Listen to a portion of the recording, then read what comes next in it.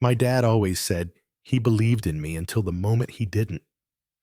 When I asked him for a $40,000 loan to launch my first app, he said, "Of course, sweetheart, I want to see you succeed." But after one heated argument, he gave me an ultimatum: pay back every cent in 30 days, or don't ever call me your father again. That's when I realized I wasn't just broke, I was alone, and I had to rebuild everything from scratch. My name is Emily Carter, and at 25, I was already what some people called the golden child. Not in the spoiled sense, but in the determined straight A, got into college early, always doing the right thing kind of way. I was the first person in my family to graduate with a computer science degree, and by the time I walked across that stage at NYU, I had already lined up a six-figure job offer from a mid-sized tech startup. My dad, Mark Carter, was proud loudly, so he'd always introduced me as my daughter, the future CEO of Silicon Valley. Growing up, he wasn't a bad father.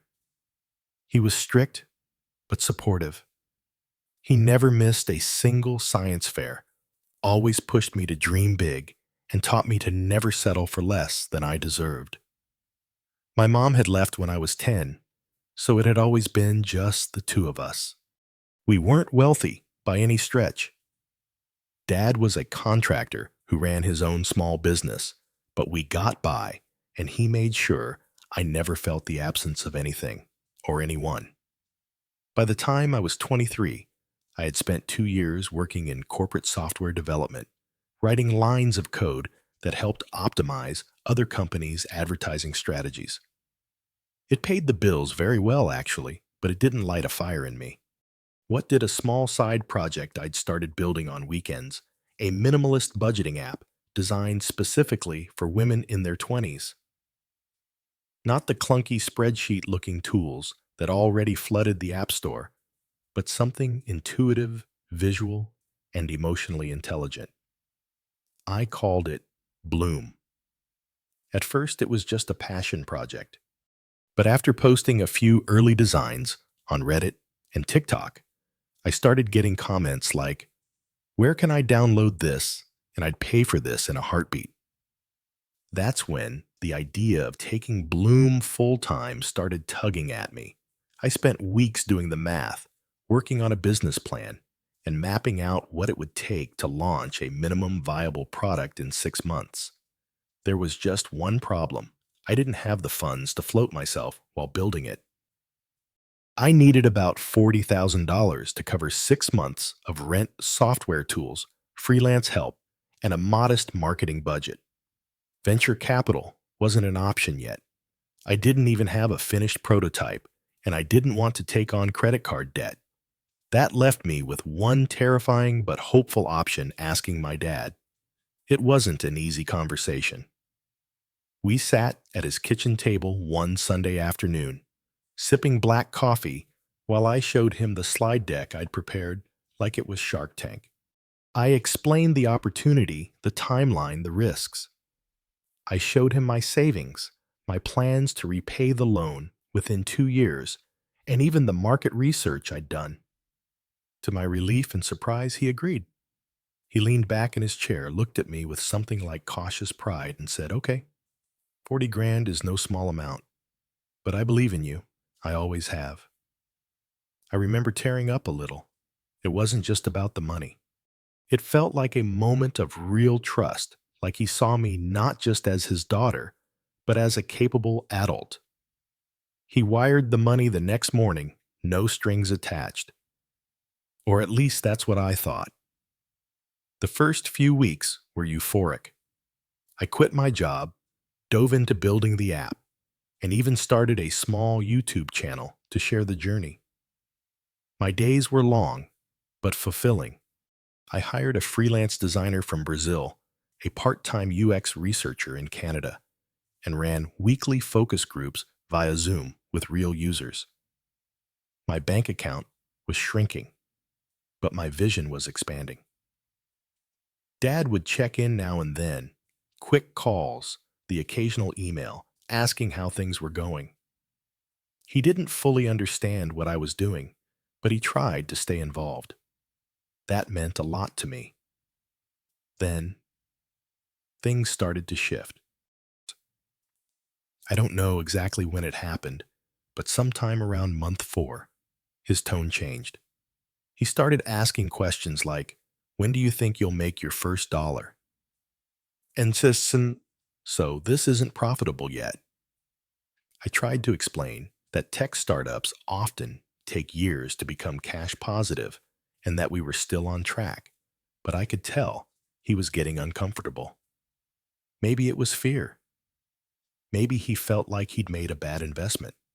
Or maybe he never truly understood what it meant to take a leap like this.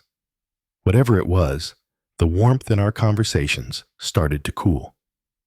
I chalked it up to stress. After all, I was stressed too. Launching a product from scratch is grueling. But I never expected what came next. It was a Tuesday night when we had our first real argument. I was venting about a delay with the App Store approval process, and he cut me off mid-sentence with, "You quit a 6-figure job for this. An app that doesn't even work yet," I snapped. I told him I didn't need his condescension, that he either believed in me or he didn't. I said some things I regret. He did too.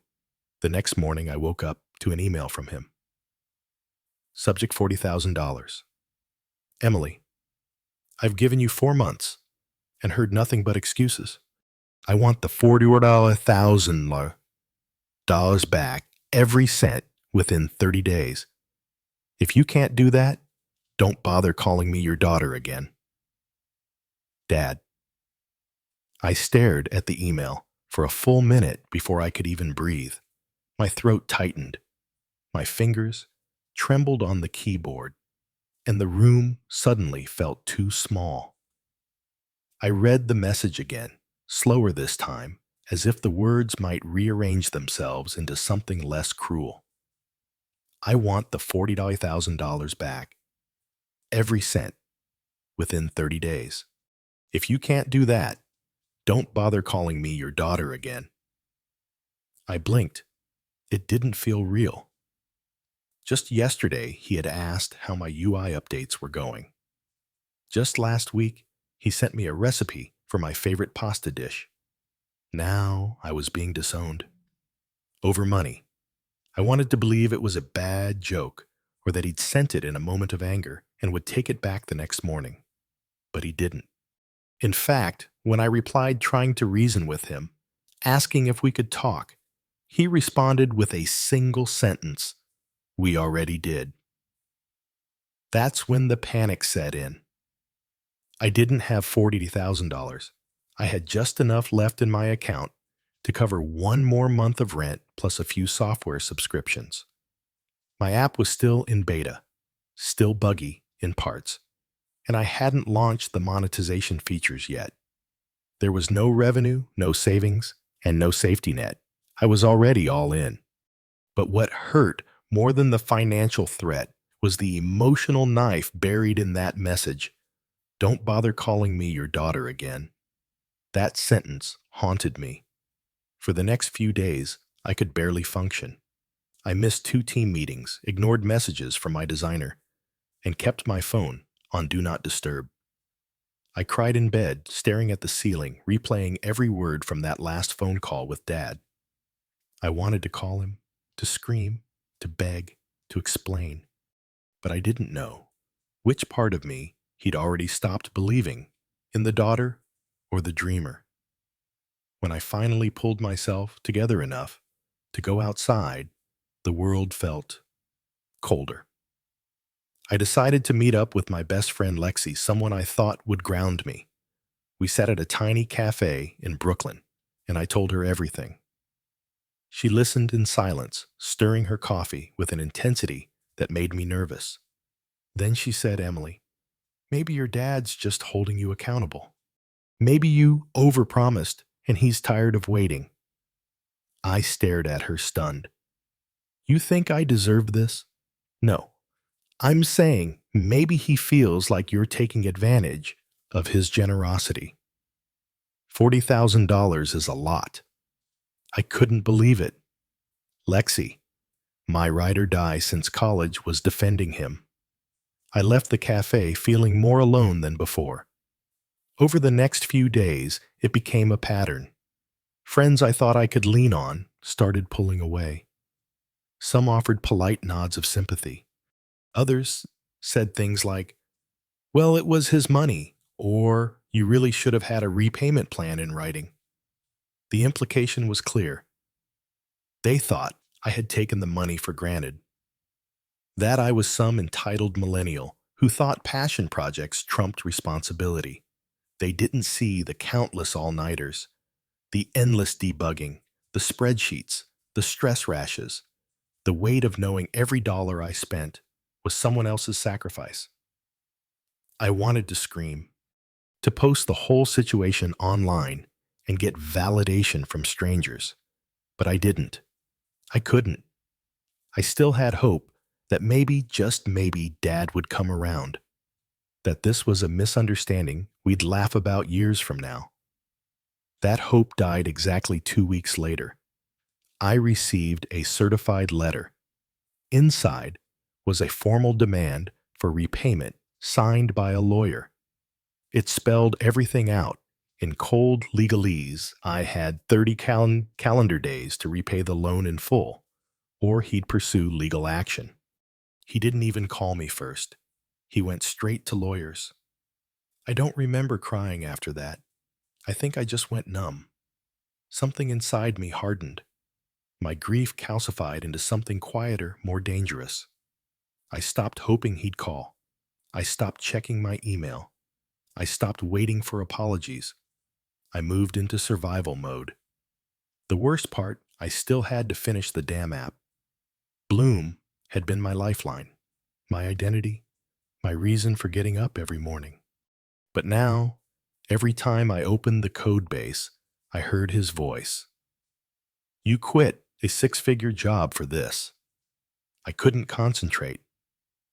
Bugs piled up. My UX team got frustrated. The beta testers dropped off. There was one day I'll never forget it. I was sitting on the floor of my studio apartment surrounded by ramen wrappers and half-empty La Croix cans staring at my laptop with the blue screen of death mocking me. I thought, this is it. This is how I disappear. I considered giving up, returning to a 9-to-5 job, shutting down Bloom, forgetting the last 6 months ever happened. But then a quiet voice in the back of my mind whispered something else. This isn't the end. Not yet. I didn't know where that voice came from. Maybe it was stubbornness. Maybe it was the last spark of dignity I had left. But I clung to it like a rope in the dark. That night, I wiped my tears, rebooted my system, and opened a fresh project roadmap. If no one believed in me anymore, then fine. I'd just have to believe in myself. The weeks that followed felt like a blur of survival. I was no longer building an app. I was building a life raft. Every morning, I dragged myself out of bed, made instant coffee, and opened my laptop with a mix of dread and defiance. I worked 12 to 16 hours a day, fueled by anxiety, anger, and the faintest ember of hope. I was on a mission, not just to finish Bloom, but to prove that I wasn't the failure everyone suddenly believed I was. I started with the bugs. There were dozens of them, some small, some catastrophic. I stayed up all night rewriting authentication flows, fixing infinite scroll crashes, and cleaning up database calls. My fingers ached from typing. My eyes burned from blue light. But one by one, the bugs disappeared. Bloom began to stabilize. But a stable app wasn't enough. If I wanted Bloom to succeed and fast, I needed people to find it, use it, and share it. That meant learning marketing. Not the theoretical kind I vaguely remembered from college lectures, but real gritty modern-day guerrilla tactics. I spent hours watching free YouTube tutorials on TikTok algorithms, studying trending audio clips, and analyzing other apps' viral loops. I started editing my own videos, showing behind-the-scenes peeks of development user testimonials and my own brutally honest startup journey. I told my story without naming names. I talked about burning bridges to build my dream and about being cut off for chasing passion. People resonated. My follower count climbed. Slowly, users started downloading Bloom. Not many at first, but enough to give me feedback and motivation. Enough to feel like I hadn't lost everything. Still, every win came with a weight. Behind the screen, I was battling constant anxiety. I kept reliving that email from my dad, the lawyer's letter, the silence that followed. I couldn't shake the feeling that I was being watched, judged. By him, by my old friends, by everyone who thought I was just another entitled girl, who thought building an app was a personality. Bills piled up. I downgraded my apartment, sublet half of it on Airbnb, and skipped meals just to make rent. I sold my iPad, canceled every subscription. I bartered tasks with other freelancers. I'd help them debug if they designed me a new landing page. My world got smaller, but my vision got sharper. Then came the first real break. One night, around 2 a.m., I posted a raw, unfiltered TikTok. I was in my pajamas, greasy hair tied up, no makeup. I stared into the camera and said, I'm building an app with no money, no team, and no support from my family. Everyone gave up on me. I don't blame them, but I didn't. I'm not done yet. It got 1.3 million views in 2 days. Comments flooded in. Women mostly in their 20s saying things like, I needed this today. I'd kill for an app like that. Where can I download it? Bloom got 5,000 downloads that week. My server crashed twice. That forced me to learn back-end scaling on the fly. I barely slept. I lived off cereal and vending machine coffee from the co-working space I got free access to for winning a Twitter giveaway. But the momentum kept building. A TikTok creator with 1 million followers made a video about Bloom. Then a finance influencer posted a review. Then a small online magazine reached out for an interview. The more traction I got, the more I poured into Bloom. I added new features like savings challenges, visual spending, trackers, and monthly reflections. I hired a part-time community manager using some leftover emergency funds. I even brought back the designer I'd had to let go. And through it all, I still hadn't heard a single word from my dad. I thought maybe he'd see one of the videos, that maybe he'd recognize my voice or my app's name or my face on one of the viral reels. But if he did, he didn't reach out. No congratulations, no apologies, just silence. Part of me was furious. Another part, relieved. I wasn't ready to hear from him, not yet. I was still too angry, too hurt, too raw. Then 6 months after that lawyer's letter, it happened. I got an email, not from Dad, from a woman named Cassidy, who worked for a mid-sized tech company looking to acquire niche finance apps targeting Gen Z women. She said they'd found Bloom through a viral TikTok. They were impressed. She asked if I'd be open to a conversation. I thought it was spam. But it wasn't. It was real. Within 2 weeks, I was on Zoom calls with their product team, then their acquisition team. They weren't offering billions, not even close, but the number on the table made my jaw drop. 500,000. $500,000. Me, the girl everyone abandoned, the app everyone doubted, the daughter who was told she wasn't one anymore. The deal wasn't just about the money. They offered to keep me on as a consultant, pay a small monthly stipend, and retain my branding for the app. Bloom would stay mine in spirit, even if not in ownership. I cried when I signed the papers. I wasn't even sure why. Relief, pride, grief, all of it. That night, I sat alone on my rooftop, staring out at the city skyline. For the first time in a year, I felt like I could breathe. And then he called. My phone buzzed with a number I hadn't seen in months. My father. I let it ring 4 times before answering. "Hi, Dad." There was a pause. Then his voice soft, hesitant. "Hey, Em, I saw the article in that finance blog about your app. Yeah, I just wanted to say I'm proud of you." I closed my eyes. That sentence, those exact words, had been my fantasy for months. But now that I heard them, they felt late, off. "Thanks," I said flatly. He kept talking about how he knew I had it in me, how he'd just been scared, how he thought cutting me off would motivate me, how he never stopped caring. I listened, but I didn't forgive. Not yet. We hung up after 10 minutes. No shouting, no tears, just a calm, strange peace.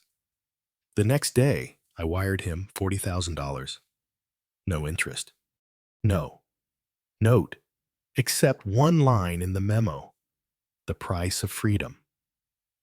When the call came from my dad that night, something shifted. It wasn't just his voice I could hear. The hesitation, the awkwardness, the pride barely disguised by his rough tone. After months of silence, the man who had cut me off for chasing a dream was suddenly calling to tell me he was proud. I wasn't sure whether to laugh or cry. Maybe both. But beneath my guarded response, I felt something else stirring a flicker of power. A chance to rewrite the story. To take control of a narrative that had been twisted by his anger and my silence. You see, I didn't wire him that $40,000 as an apology or a peace offering. No, I sent it as a statement. The price of freedom I wrote in the memo. It was my way of saying I survived without you. I built something from nothing, and I'm paying you back on my terms. That money wasn't just repayment. It was karma delivered with quiet confidence. Because by that time, I wasn't just a failed startup founder desperate for his approval. I was a woman who had clawed her way back from despair, who had transformed rejection into fuel, and who now held the power to walk away rich and unbroken. The days after the transfer, I watched for a reaction. Would he call? Would he say thank you? Would he try to reconnect? Nothing.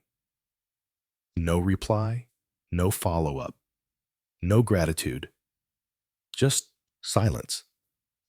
It hit me then, how little he understood what he'd lost. The pride he claimed to feel wasn't enough to bridge the chasm he'd created. And I realized something else. He didn't want to be part of my life. Not really. I was free. And I could finally be free in every sense. So I did the only thing that made sense. I stopped waiting for his approval, stopped looking for his love, and stopped letting his judgment define me.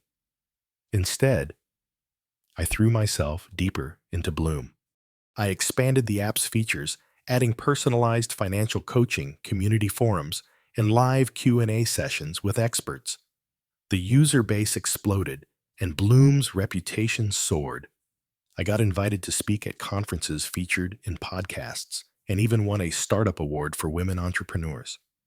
My story became a beacon for other young women who felt trapped by their circumstances, doubted by their families, or silenced by their fears. And the cherry on top, I didn't just succeed, I thrived. that $40, $1,000, it was just the beginning. Because real success wasn't about the money.